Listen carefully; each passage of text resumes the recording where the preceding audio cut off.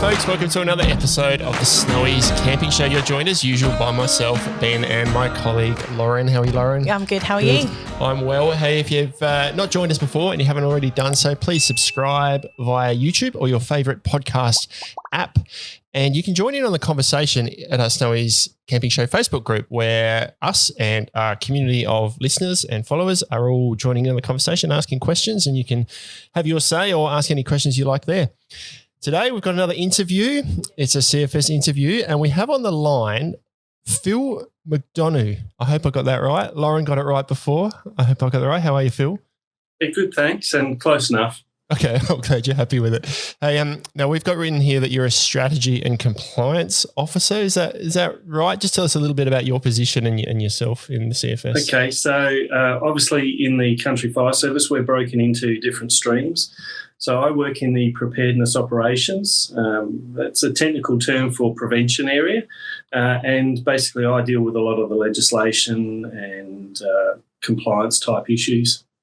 Okay, and you've been roped in for the podcast today to tell us all things relevant with or related to what campers, hikers need to know when they're hiking, touring, and being safe with regards to fires in the outback or anywhere really. Now, Lauren, I'm going to throw to you because you've written these notes here. Our first questions, travelling during the high season. Well, I'm actually going to throw it back to Phil because I am aware there's recently been some regulation changes around maybe gas stoves and things like that can affect campers. Can you fill us in on that, Phil? Yeah, that's right. So in previous years, if you were out caravanning, camping and the like, and there was what we call a total fire ban day, you couldn't use devices such as camping stoves or even slide-out kitchens from caravans or even gas barbecues in caravan parks or layaways or any free camp type situations. So we instigated a bit of a regulation change so that caravan parks and the like are now exempt from that. So you can actually have your gas barbecues and you can do external cooking in caravan parks on a total fire ban day, but you still are not permitted to do it in layaways or free camp or whatever unless you have specific permits issued to you to actually do so. Okay. So that's just caravan parks? Does that exclude national parks? So where are the boundaries there? Yeah, so national parks have their own legislation. Okay. So basically the use of physical fire is normally not permitted during the fire danger season at all, and that's separately legislated. But when it comes to gas cooking devices, the new changes are not with national parks. So it's only caravan parks. And we actually slipped in there a little terminology for commercial businesses. So previously you could only even use your gas barbecues at home as long as you were within 15 metres of your house. But that didn't take into account, and Lordy B, the Bunnings barbecues, because it's not a house, it's a commercial business. So we actually snuck in the commercial business as well, so we could keep the Aussie tradition of the Bunnings barbecues going as well. All right. Got to keep the Bunnings barbecues going. Keep them going, yeah. Yeah, but with onion though, right? I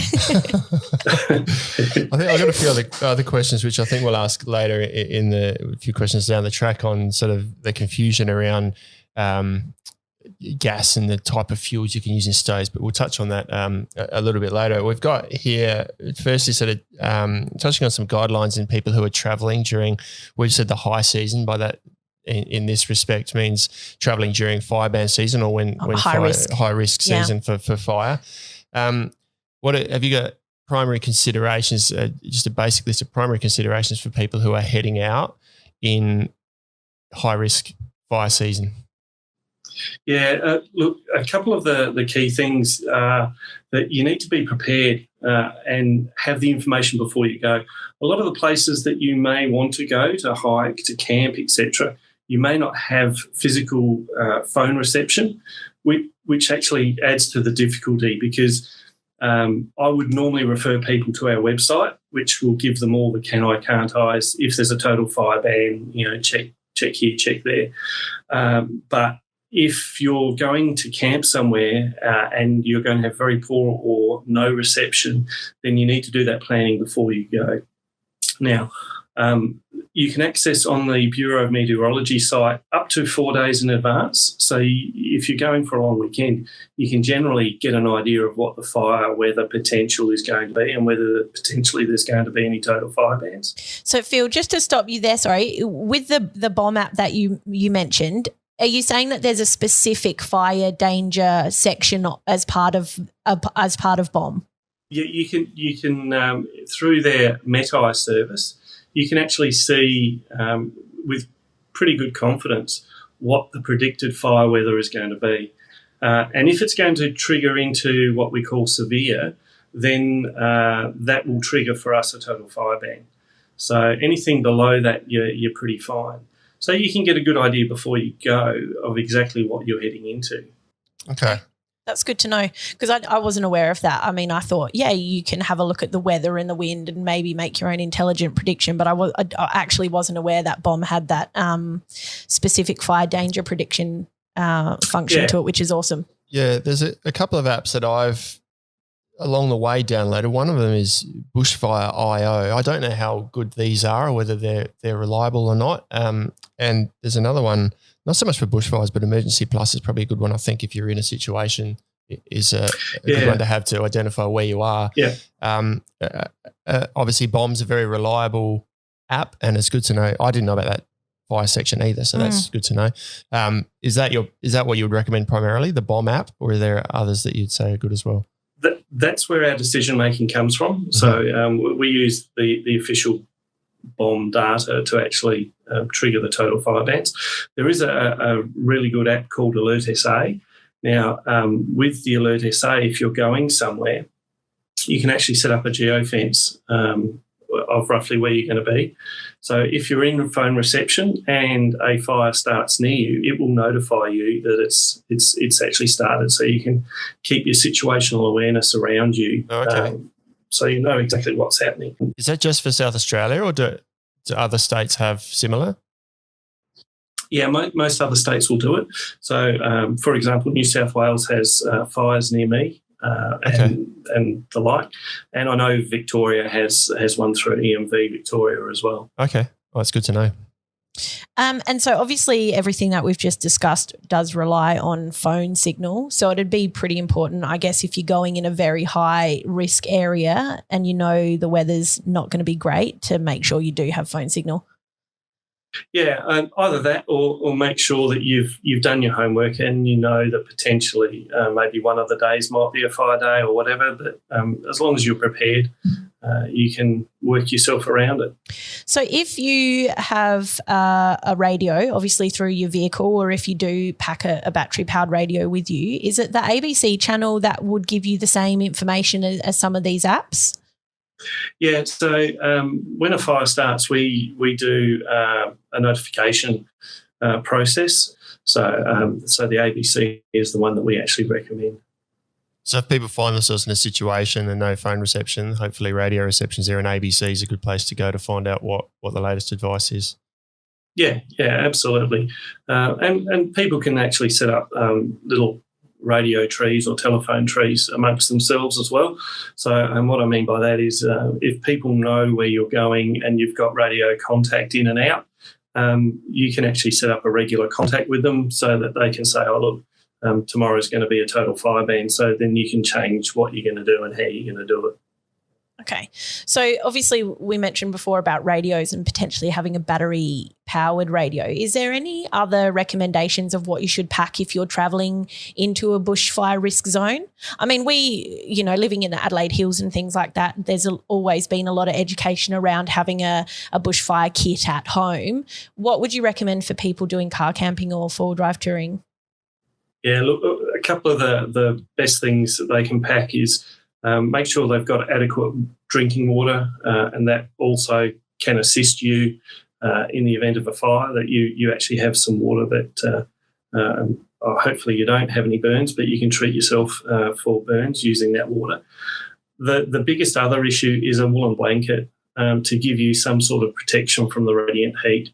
And that is the key of survival when you're out and about too. We talk about a hierarchy of survival. So having a solid barrier between you and the fire itself is the best protection you can have. And when we talk about that, that's things like a building, your home. It could be a shelter or something of the like, or a really big tree that you can actually put between you and the fire. The next one is your vehicle, is being inside your vehicle and being below the window height, because the radiant heat will actually travel through the windows as well. So if you're actually below, that creates that little bit of a barrier. And this is where the woolen blanket comes in. You can actually cover yourself so that it gives you some sort of insulation between the heat in the car and yourself. And then out in the open, the best thing you can do is to actually get yourself into a hollow or behind a solid object, behind a large rock, or into some sort of crevice, and that'll give you the best chance of survival out in the open. But if you are trapped and the fire is coming towards you, do not go uphill, do not go downhill, go sideways. So try and get yourself out of the path of the fire by moving sideways. If the smoke's coming towards you, then you know the fire is coming towards you. Don't try and outrun it. Try and move to the sides. Right. Okay. Good advice. So people should essentially just make sure they've got a couple of woolen blankets in their car if they're travelling, just to be on the safe side. Absolutely. Yeah, that's one of the best things that we can recommend. We have them in all of our fire trucks as well, although our fire trucks have deluge systems, but we still carry the blankets just in case. And for those, probably obvious for most, but that's because wool doesn't burn, right? Synthetic is going to melt, cotton burns, wool doesn't burn. And I think if you wet it as well, is that a correct bit of advice? Yeah, the biggest problem with wetting your woolen blanket is that the water, once it actually heats up, it turns into steam. So if you have that near your body, it potentially could actually create burns. So you're better off not to wet it. Okay. But wool is a natural insulator, and it's probably the best sort of blanket you can have. Well, that's pretty good news for me because I have a bit of a secret op shop addiction and a stash of about maybe 15 to 20 vintage woolen blankets in the top of my wardrobe. So I'll dedicate some of those to the van for sure. Yeah, and look, a woolen blanket has double use too. You can use it as your picnic blanket, et cetera, et cetera. So when you're camping, the more options you have for that one device, the better off you are. Yeah, okay. I'll have to get some woolen blankets. Yeah, you can have some of mine.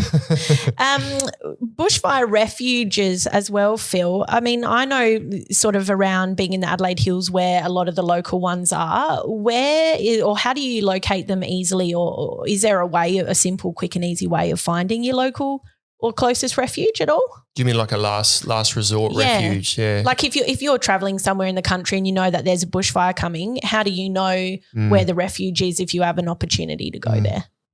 Yeah, so our website has both the Bushfire Safer Places and the Last Resort Refuges listed. Okay. And it's just as easy on the front page of our website.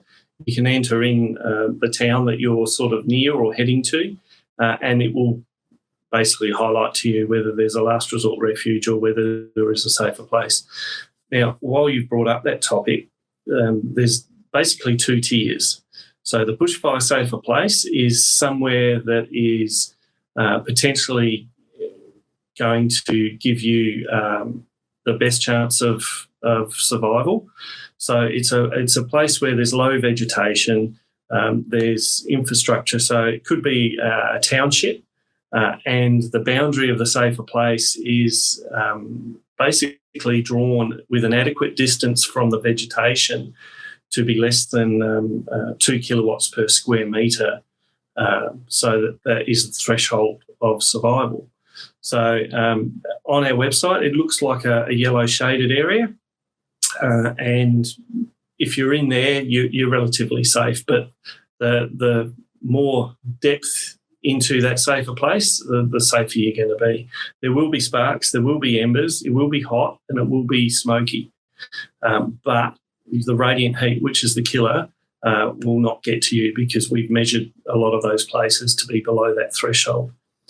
Your last resort refuges are basically exactly that. They're the place to go when every other plan has failed.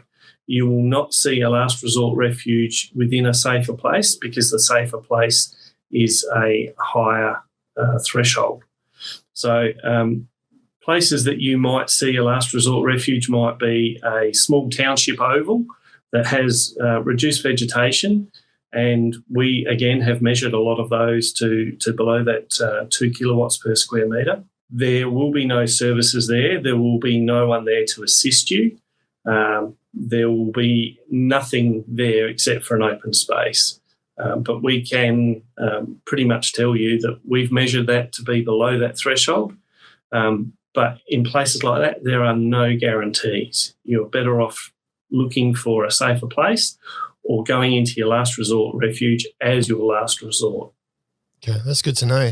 I know when I travelled recently through sort of the areas that have been affected by fire, so southern WA and also a bit around South Australia, that the last resort refuges are really well signed now. It seems to be a big thing now that there's just everywhere you go, there's signs pointing to last resort refuge, whatever it's called. And yeah, for the most part, when I did see them, it was a large oval. So interesting to know how you come about, how you classify that, and it's about radiant heat, because we're so used to seeing flames and sparks and smoke, right? But you can't see the heat, and it's probably not until you're in the thick of a fire that you understand how dangerous that radiant heat can be. I've never experienced it, but yeah, wouldn't want to. I've never personally experienced it, but I was at TAFE when I was a bit younger, and we had someone from the CFS come in and do a fire safety thing. I was learning about conservation, land management, all that sort of jazz, and we watched about half an hour of footage from the Canberra fires at that time, and it was literally insane. Like I don't think there's any other word for it, but insane. Like the dash cam of a 4-drive racing around trying to get people and clear people out, and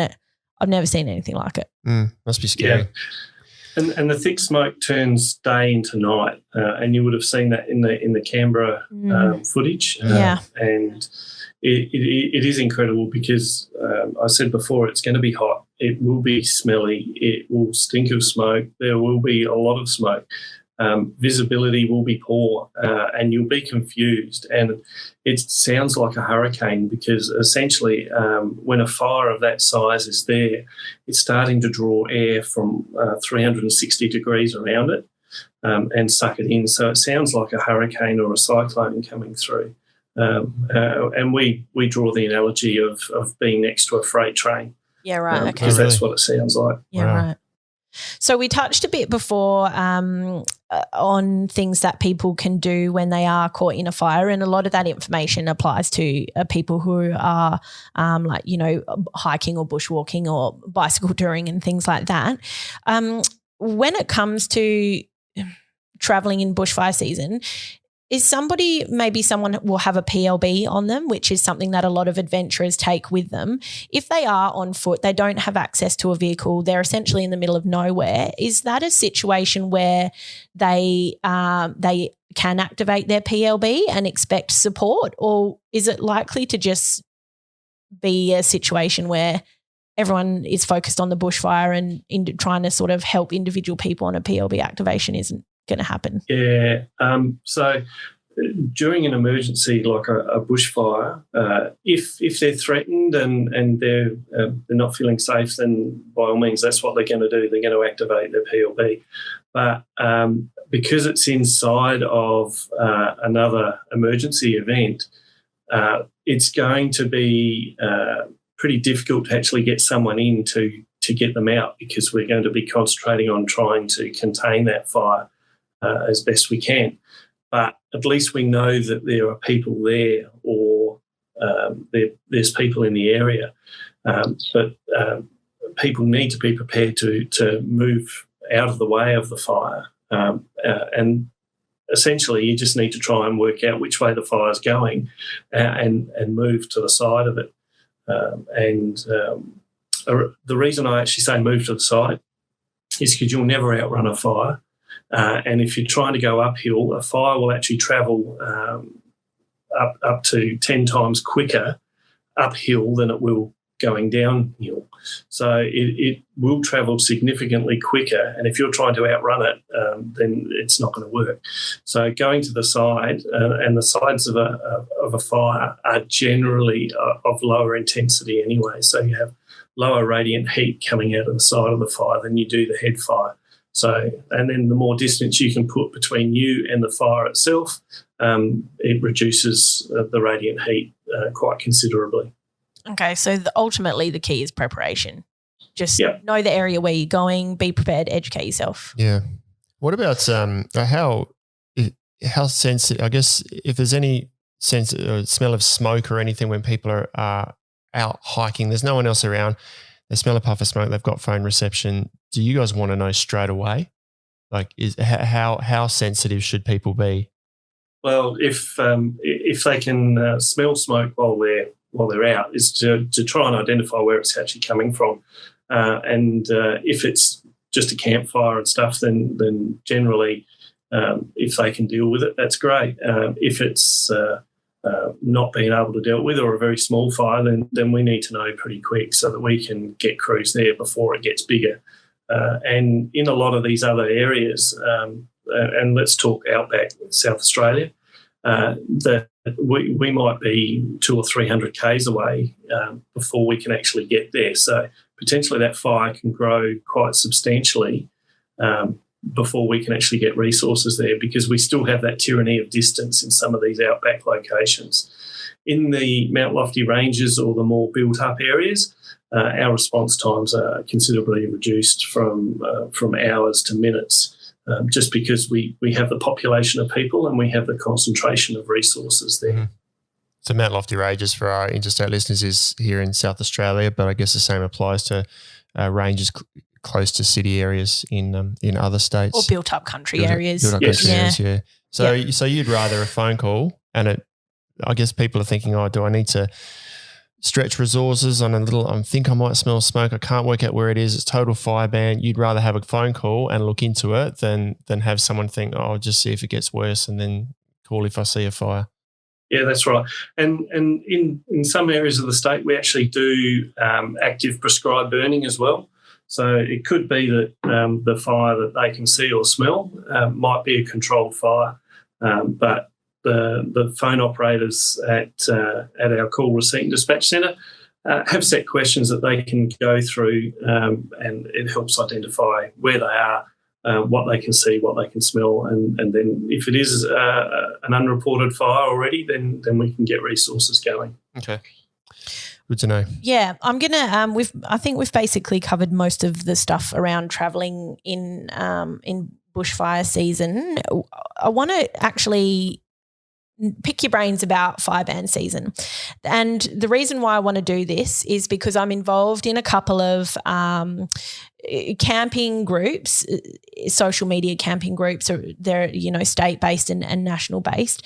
And there does seem to be a lot of confusion out there amongst people in the community about what constitutes a fire ban season, when it starts, what you can and can't do. People who are still having, raging bonfires in the middle of summer because it's a comfort fire or whatever. So let's just start by going through what's the most reliable source of a fire ban season date? Okay. Well, to answer that, I'll actually explain how we actually come up with the dates. Okay, that'd be great. Because it does vary across the whole state. So essentially, we dry out because we're so large. We dry out from the west to the south. So and there could be differences of 4 to 6 weeks in between the west coast drying out and the area around Mount Gambier drying out. So to minimise inconvenience not only to the farming industry but the community and the camping industry, we try and stagger those dates. So the state is broken up into 15 fire ban districts, and they will generally start, and the ones to start first are the West Coast, Northwest Pastoral and Northeast Pastoral, Eastern Air, Lower Air, and then it moves across the state into the Flinders, Mid-North, Adelaide Metro, Upper Southeast, Riverland and Lower Southeast. So it all tracks across. I don't want to leave Kangaroo Island out, Kangaroo Island has its own fire ban district, and generally, that's one that does fluctuate quite a lot because it depends on how the island has gone with rainfall. And there's the key. So what we do is in the lead up to the traditional seasonal dates, we actually liaise with the local bushfire management committees, and we get recommendations from them, and then we base on risk, fuel loads, the dryness of the fuels, and then we sort of look at a crystal ball to when the season might finish. And more often than not, we may extend the season if we don't quite get those ending dates right. So this all happens in October, and then by the 1st of November, which is generally when the first district might look at coming in, if it's an early season, we would have the dates published on our website. So what the fire danger season actually brings is restrictions on the use of stuff. And you talked about comfort fires before. So during or outside of a fire danger season doesn't mean that you don't have a total fire ban day, because there could be a day on what we call the cusp of the season that is outside the season, but it's a significant risk day, so we will declare a total fire ban, and we do that through the media, and it's all declared, and the restrictions are put in place. During the fire danger season, the same process happens for a total fire ban day, but the restrictions are already in place for things like the use of equipment, vehicles in long grass, stationary engines, the use of physical fire. So a lot of farmers will do broadacre burning, and if they don't do it in the off-season, they then have to get a permit from their local council to actually undertake those activities. So your campfires or your comfort fires during the fire danger season, the restrictions have come in that you can still have these campfires, but they need to be less than 1 metre square. You must have an extinguishing agent at hand. It needs to be in a 30-centimetre trench, so basically dug into the ground, and there needs to be a responsible person in attendance who can control that campfire from the time it's lit to the time it's fully extinguished. Now, when we talk a responsible person, I've been on many a camping trip, and the responsible person needs to be someone not affected by alcohol and drugs and of an age that they can control that fire. So hence that's where the interpretations come in. On a total fire ban day, then no campfires are permitted at all, full stop. So let's talk about braziers or above ground fires and stuff like that. Yeah. They're banned essentially under legislation because they're not in a 30-centimetre trench. So a lot of the braziers and the like that you can buy from Bunnings or places like that are technically not permitted because they're not in a 30-centimetre trench. We have a lot of people who think, the fire's not on the ground. It's okay. I haven't got a fire on the ground. But it's actually the opposite to what they're thinking. It actually needs to be in the ground if you're having a fire during the fire ban season. So really the braziers, the fire pits that we sell at Snowy's, they're only for non-fire ban season. Yeah, absolutely. Or they can be done via a permit, but permits are not easy to get hold of because they're administered by local governments, and generally they will want to come and do an inspection, and if you're only camping, then it's not worth going through that process to actually do it. So you're better off just dig a little hole, and a lot of people decorate it with rocks so it looks like a traditional campfire, and then have their fire in the ground. Now, we have referenced that the comfort fire, because I know a few people who have had fires in fire ban season and they just chuck a couple of spuds in foil in there just in case someone comes along and is like, what do you got a fire for? They're like, we're cooking, even if they don't really have an intention to eat the potatoes. So you don't have to be cooking on it. Is that what you're saying? That's right. Yeah. Okay. So the exemption in our legislation essentially is you can have a fire for comfort or for cooking. Okay. So it's one of those two. Now, what I haven't discussed is in some areas fires are not permitted under the EPA legislation. Okay. And that's because of the smoke causes a nuisance. But generally, when you're camping, you're not in areas that are affected by that. So most of that clause is around inside townships and the like. Okay. So if you're in a caravan park, generally the caravan park will tell you whether you can have a campfire or not. Mm-hmm. But if you're then camping within a township, that's just another step that you'll need to do so that you don't get prosecuted under the EPA legislation. Okay. Backyard camping is becoming a thing now with COVID lockdowns and things. People are camping in their backyard. So am I right in saying if they want to understand what they are and are not allowed to do in their backyard, then their local council has usually got regulations on what they should do there? Yeah, absolutely. And because they administer the legislation for the Environmental Protection Agency, then they're best placed to actually give the advice based on that location. So, and just one other quick one with everything you said about because you're from South Australian Country Fire Service, and you say that the dates you put in place go from west to south in South Australia. Do all the other states apply the same process to how they put their dates in place? Can our listeners interstate sort of assume that what you're saying here in South Australia is similar to where they live? Yeah, it is very, very similar. I know that the Northern Territory actually do the whole state based on one thing. Western Australia, not exactly sure what their process is, but they also advertise on their own website on when the restrictions come in.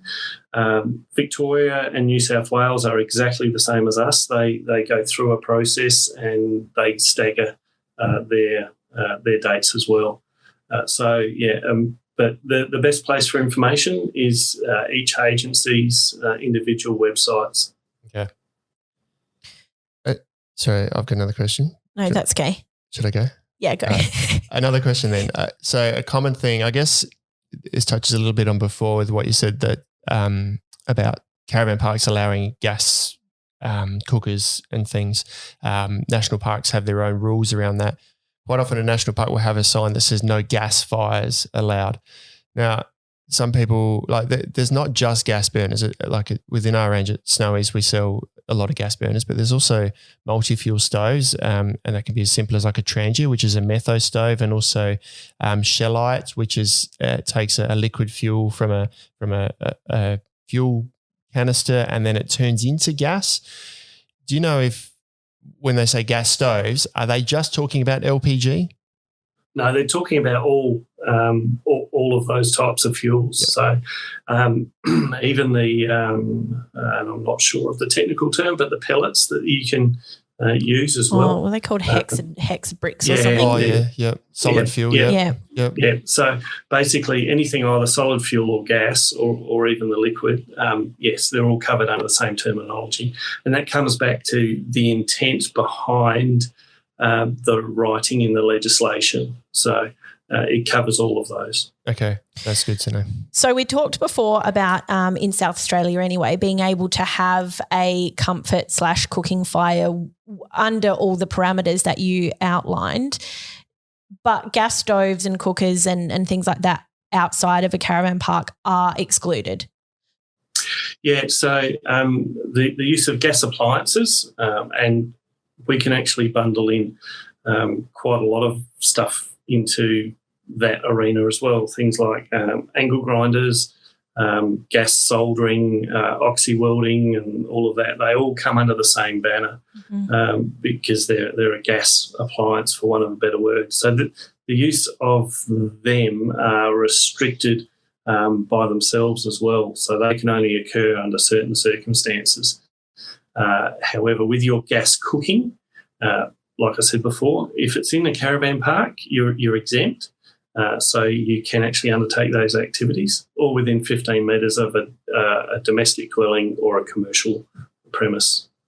Okay. People still need to use common sense even in those instances, right? And make sure they're not using a gas stove right next to a dead tree or something like that. Like just clear the space around where you're cooking. If you've got a stove on the ground, just clear the leaf matter and stuff around from the stove, because I guess spillages can happen or it gets knocked over and one leaf becomes 2 leaves, and then it goes from there, doesn't it? Yeah. So the legislation does dictate that you need to have 4 metres clearance.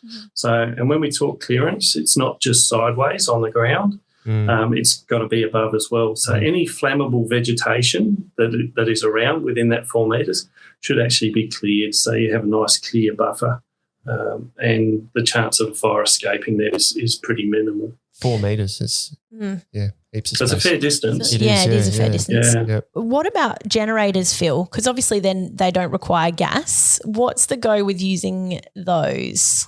Okay, so there's 2 categories. There's an enclosed generator and then a non-enclosed generator. So most of the more modern type generators are what we'd call enclosed. And let's talk generally here in South Australia. An enclosed generator would only be used when you're camping if someone was there anyway. You wouldn't just set it and forget it. Yeah. So if someone is there and able to control it, then you just need to have an extinguishing agent, someone there, and a little bit of cleared space of 4 metres around it, and you're fine. If there was no one in attendance, then that brings in another set of regulations, which I'd have to look up for. Okay.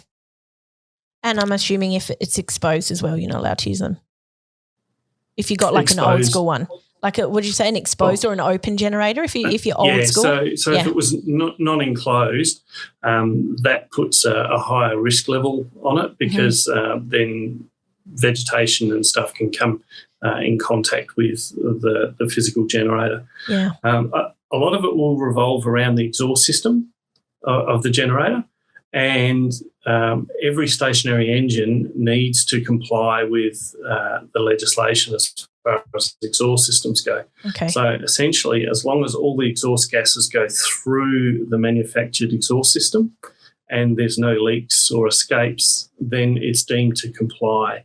So all vegetation also needs to not be able to come in contact with that exhaust system. So, and that's where your fully enclosed generators, which are probably the most common that you'll see around now, they're all enclosed, and the only thing you see is the hole for the exhaust. So they comply. Okay. Can I ask a question about extinguishing fires? Because I often see. I just before we go into that, I'm going to sneak in real quick. Yeah, go on. So another thing that's increasing in popularity with online chats about, in the camping community is with the increase of solar and 12-volt power and the development of batteries and things like that, a lot more people are looking into induction cooktops to take with them. And that's obviously with the assumption that they can be used year-round regardless of fire ban status. Is that correct? No. Okay. Wow. I just thought I expected you to say, I just feel fair like enough. mic drop. Boo. I really expected that would be like, of course it's fine. Because there's no flame, right? So I guess it's easy to assume it's okay to use it. But I'm interested to hear. Yeah, me too. This. Yeah.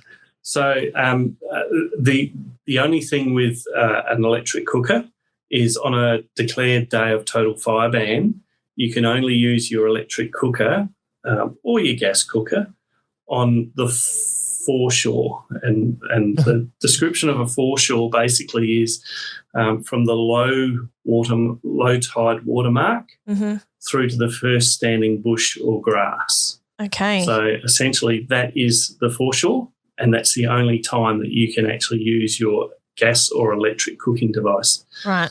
In saying that, you go to a lot of parks that have barbecues supplied, and some of them are gas, some of them are electric. They're excluded from that requirement because they're a maintained commercial system. Okay. And they're pretty much guaranteed that they're going to comply with 4 metre clearance. So they're very low risk. So they've been excluded.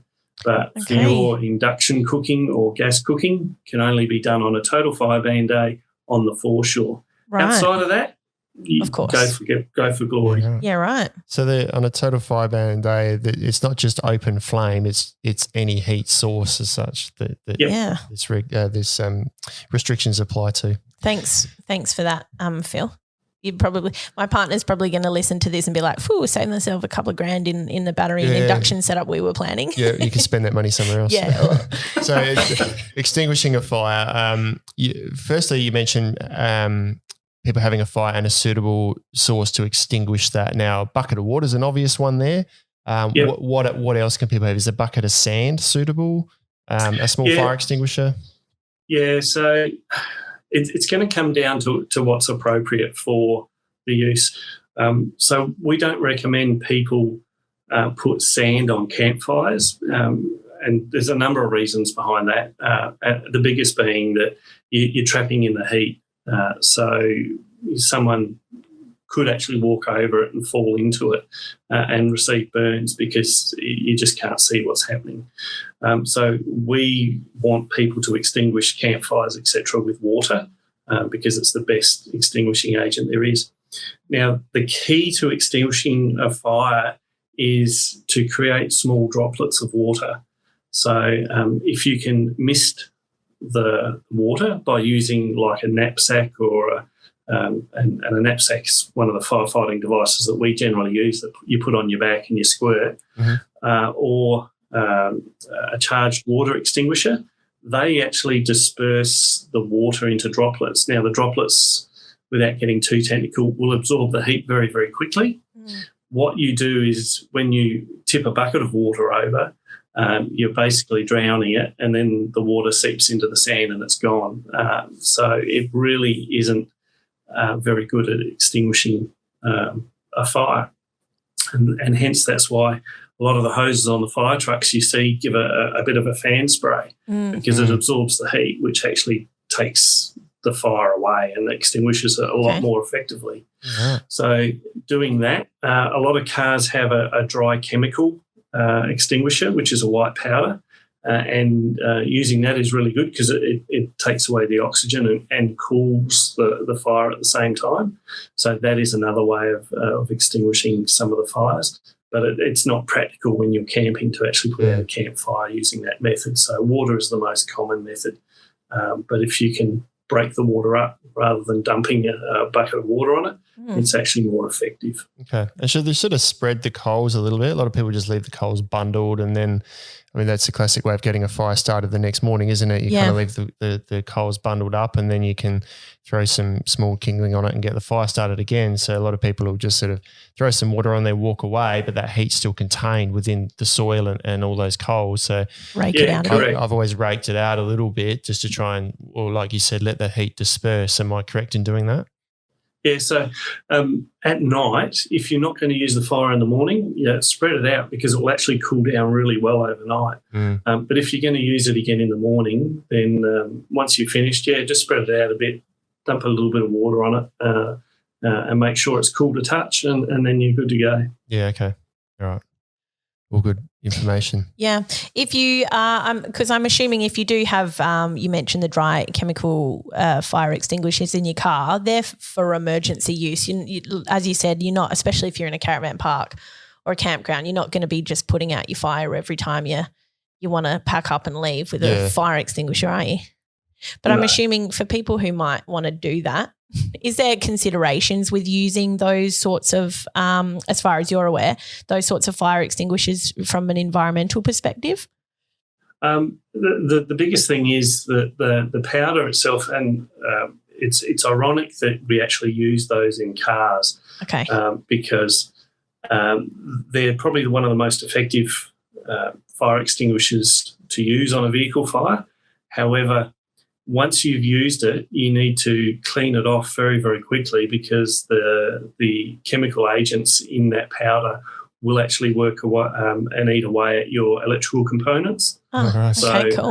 The more damage will be done, the more you actually leave that powder on. Yeah, right. So it's quite ironic. However, one of the biggest issues you'll have is if you're susceptible to asthma or something like that, because it is a white powder, and because it does actually catch in the wind, you can easily inhale it. So it's not one of the best things to actually use in an enclosed environment either. Or if you're going to do it, make sure you're upwind so that you actually don't get a lung full of the chemical powder.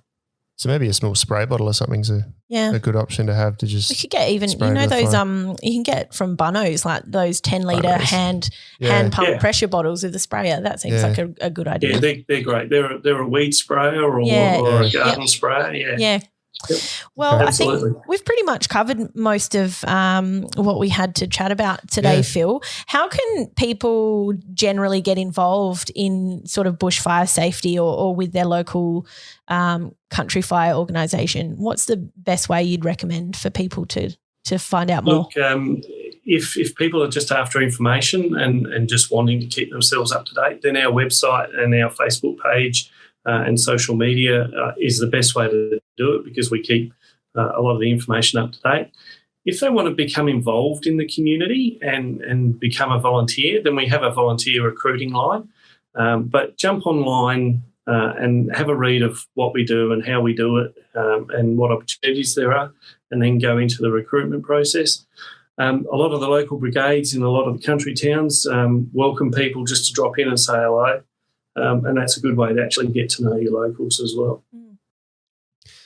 I'm all out of questions. That was good. Yeah, me too. Yeah, I hope our listeners cleared up all the grey areas around those fire ban dates and just what constitutes a fire that they can use in those dates, because we get those questions a lot and there's a bit of confusion around it. So it should be a good conversation on the Facebook group, I reckon.